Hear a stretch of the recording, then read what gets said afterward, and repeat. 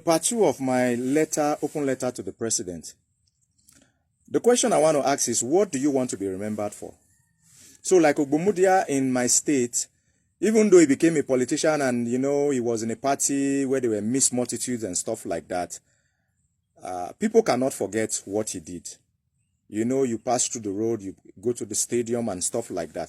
What do you want to be remembered for, Mr. President? What do you want to be remembered for? What are the things? What are your legacies? We know the legacies of President Olusegun Obasanjo. We know his legacies. We know the things that he did. Today we talk about the Obasanjo internet. You see Gen Z saying in this Obasanjo internet. Because Obasanjo was the one that facilitated the internet into this country. There are so many things that Obasanjo did. Time will not permit me. I'm not addressing President Obasanjo. I'm addressing President Bola Ahmed Tinubu. There are so many things that Obasanjo did. So many wonderful things. So what do you want to be remembered for? You think 8 years is long. 8 years is not much. Before you jump from one conference to the other, before you visit one president, before you wait on one president, 8 years is gone. It happened to President Buhari. He jumped from one place to the other, took care of himself because he was an elderly person, managed his health and stuff like that. What do you want to be remembered for? So my constructive advice or criticism is that you should identify a major sector of the economy and directly supervise it. Leave the petrol, leave the oil issue, leave it with technocrats, people that can, work with the oil, leave it with the PIBs and stuff like that. Leave those things. Look for something, a project that you can start and finish in 8 years. It can be light, it can be the electricity. Directly supervise it, directly oversee it, and make sure that it comes to fruition. Look at the light situation today. Look at the metering system today. It is so terrible.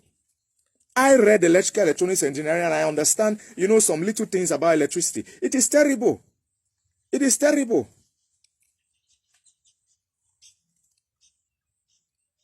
It is not effective. I lived in Ghana and I got, I rented an apartment where I was able to get a meter. Because it was a fresh building. I got my meter myself. As a Nigerian in another country, I was able to apply using my landlord's credentials and I got a meter. And that was what I used for the years that I was in Ghana. I never had a problem. There was never a feedback system that I had to call somebody, I had to be calling and saying, okay, my credit is not loading and things like that. All because people want to, scatter the system. They don't want the metering system. They don't want the prepaid meters. They don't want these things to work. So you can look into that. You can directly supervise it. Obasanjo brought the what I would call the direct payment system or the direct labor system that made a lot of civil servants, to use their resources. What they learned, engineers in places like NTA, in FEMA, in all these places, they were directly in charge of projects, mini projects for certain amounts, so that they themselves can still get some, some funds. All these things are legacies that you are supposed to look into. They are things that you can do.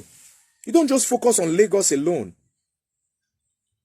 Because what you do will trickle down to every other aspect and every other sphere of the economy. You see this video, I love the internet never forgets. In another 8 years, this video will be in the internet. It will be somewhere. Somebody has copied it, somebody has downloaded it. It will be somewhere in the internet. And after 8 years, you will come and thank the people that started the 30 days run challenge, because there you got positive criticism. You got good advice of how to do things. Yeah, there are negative people around you that might want to shut these things down. They might even want to call me and say, what are you saying? Oh, keep quiet, shut up, focus on your ministry and things like that. They might want to say all manners of things. But just know that I am saying my own truth. And I'm saying it because I am a person that has benefited from positive criticism. As a young boy, we used to go to that Ogbe Stadium. We carried the Nigerian flag. I marched as scout, as St. John's. As so many paramilitary.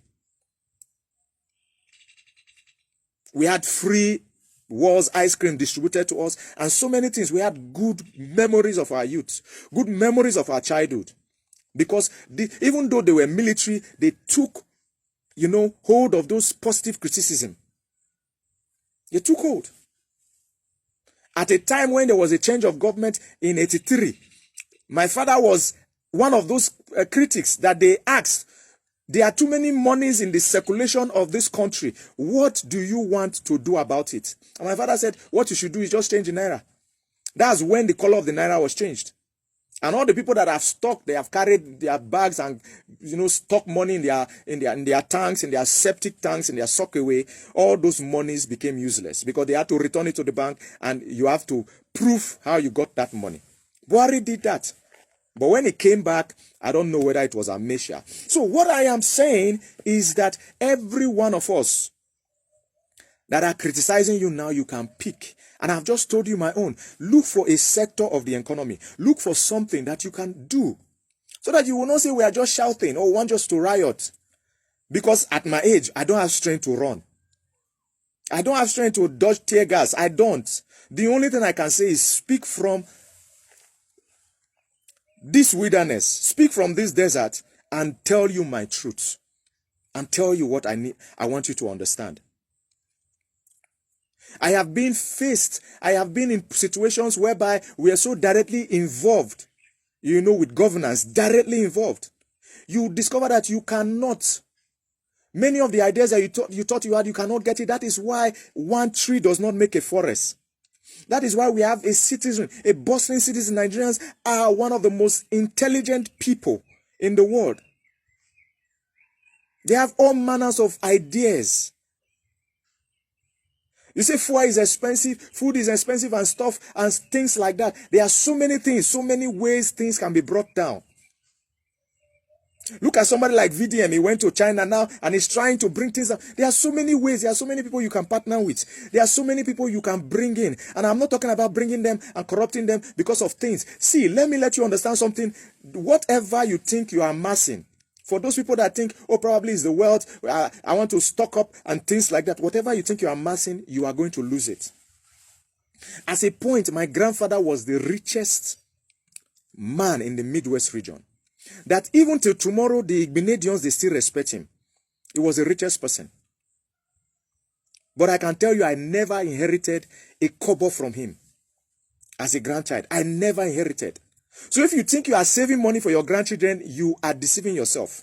One policy will come, one pharaoh that knows no Joseph will send them on Elzai, or will take away their straw and tell them to bake bricks without straw.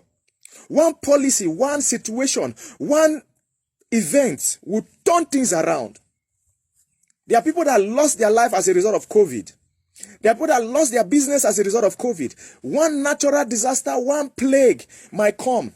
We are still on earth. Nobody is insulated from the elements of nature. One thing will happen and your children will not be able to inherit whatever you are talking about. Sheyi, probably if you live around my area, you'll be my guy. You understand? Listen to both sides. Don't only listen to one side. We've been inside government before. Don't listen to one side. Listen to both sides. Listen to both the people that are criticizing you and the ones that are cheering you on. Listen to both sides. Because after 8 years, you will not be able, if you don't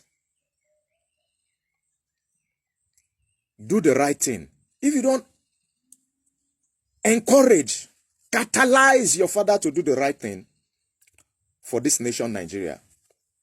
Every one of us, including you that is listening to me now, in another 100 years, we'll be out of this world. Nigeria will still be here. Oil will still be here. The gas will still be here. Every resources, in fact, they will find new resources. They are finding hydrogen, I think is in France now. They are finding tungsten in Britain and all kinds of places. There will be new elements. There are new elements formed every day. Why? Because of the pressure of the earth, because of the core of the earth. New resources will be found. But you see, you and I will no longer be here. And you have a bad record. So I'll close with this. After my father passed on, Ogbomudia said, no, I must be a part of this man's family because I was directly responsible for destroying their youth. And he started to become, like a godfather, somebody that advises us and stuff like that. Even support us, sponsor us, in education.